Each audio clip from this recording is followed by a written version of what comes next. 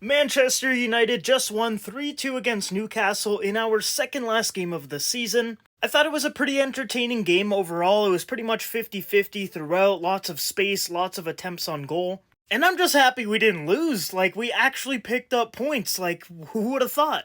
Everybody thought we were going to lose this game and then lose against Brighton, and everyone was saying Ten Hag is going to put all of his eggs in the basket for the FA Cup final, which I still think is true. But I'm just glad that we won this game because it's going to give us a little bit of confidence going into that FA Cup final. Defensively, I thought we were a little bit messy. We made a lot of mistakes and gave the ball away a lot.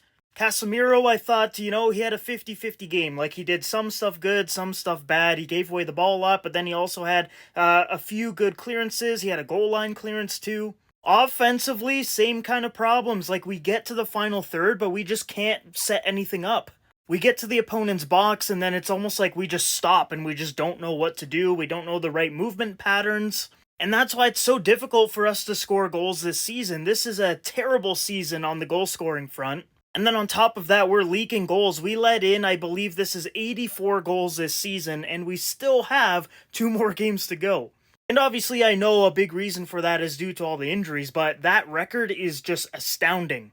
I'm really happy for Højlund. He got a goal after a bit of a drought there, and hopefully he can spark something, score against Brighton again, and then hopefully for that FA Cup final, he is locked and loaded and ready to go. I'm really happy for Kobe Mainu as well. He got a goal, so hopefully he's going to be, a little bit more confident. Bruno, I would say, was probably the best player on the pitch. Like, he absolutely dominated today. And the stats show that we are a much better team with Bruno on the field. I still don't get how people don't like him, and they're like, sell him in the summer and get another player. Like, why? This is your best player. This is our best Manchester United player. Why would you want to get rid of him? I know there's some rumors that he might be wanting to leave at the end of the summer, but I really hope that's not true. But if he does leave, I get it. He's like 27 right now. He's got a few more years left of his prime, and he wants to win trophies. He could easily go to Real Madrid, Bayern, whatever, and win a ton of trophies there and do really, really well. So I really hope he doesn't leave, but if he does, I get it. And just look at his stats. He's first in all of these. Chances created, touches, passes, crosses. We need this dude on the field. I'm also really happy with Ahmed. I thought he played really well today, probably the second best player on the pitch. He got a really nice goal, so hopefully that gives him some confidence and he can start the next game against Brighton. And then I hope that he can play in the FA Cup final, because I really hope that Erik ten Hag isn't just going to throw Rashford on just because it's Rashford. I think Ahmed deserves to start that game if he plays well against Brighton too. And even if he doesn't play well against Brighton, I still think he should be starting that FA Cup final. And then you can just throw Rashford on in like the 60th or 70th minute if you need more firepower. But Ahmed deserves more minutes. Here is the stats for today, pretty much 50-50 in terms of possession.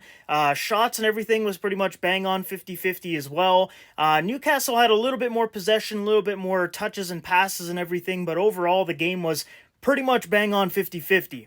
We are still in 8th place right now with a -3 goal difference, which is an absolute joke. I talked about this in my previous video. The fact that Manchester United does not have a positive goal difference is wild.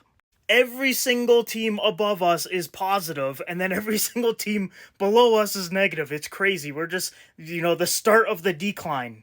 We could potentially get Conference League. I don't know. Personally, I don't want to go there because it's Conference League, and I get it. We get a little bit more financial backing if we end up qualifying for Europe, but I would still rather not play Conference League. Plus, we'll make up a lot of capital by selling a lot of players this summer anyway, so it's not like Conference League is just going to allow us to go buy Mbappe or something. But yeah, overall, I thought the team played pretty well. This is probably the best they've played in the last few weeks. It's the last home game of the season. You're against Newcastle, which is a pretty good team. And we need some good performances leading up to the FA Cup final. Because if we just lose, what makes you think we're going to win the FA Cup final against like the best team in the world? But if we take this win, maybe win against Brighton, and then go into the FA Cup final with a couple of wins on the bounce, maybe we have some momentum and we can win that game. Who knows? And quickly before we end the video, we obviously have to talk about Erik ten Hag. I think he's gone still 100%. Just because we won against Newcastle doesn't really mean a whole lot. Even if we win the FA Cup final, I don't think he's going to stay. I think Ineos is going to want to start completely fresh, new manager, a ton of new players, new stadium soon. And this season has just had so much turmoil with it that, it's putting a bit of a stain on the club, I would say.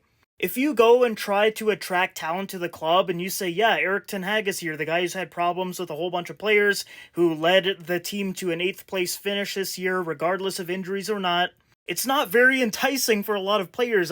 Like, you're going to get an offer from Man City, Real Madrid, Barca, whatever, you're obviously going to go there. But if United sacks Ten Hag, gets maybe Tuchel, Zidane, or someone else, who knows, and then, they show how serious they are about this rebuild, then maybe we'll attract some top talent. Especially because we're not going to have Champions League or Europa League, so we need something. You're going to have to show true ambition this summer transfer window to get players in that are good.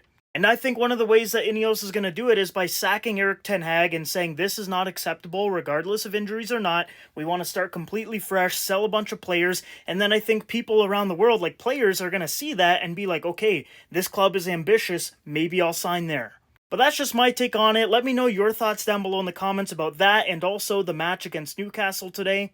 And do you think we're going to win the FA Cup? I am very skeptical. I think we got maybe like a 25% chance, but like I said, I hope we win. It's just going to take a little bit of a miracle.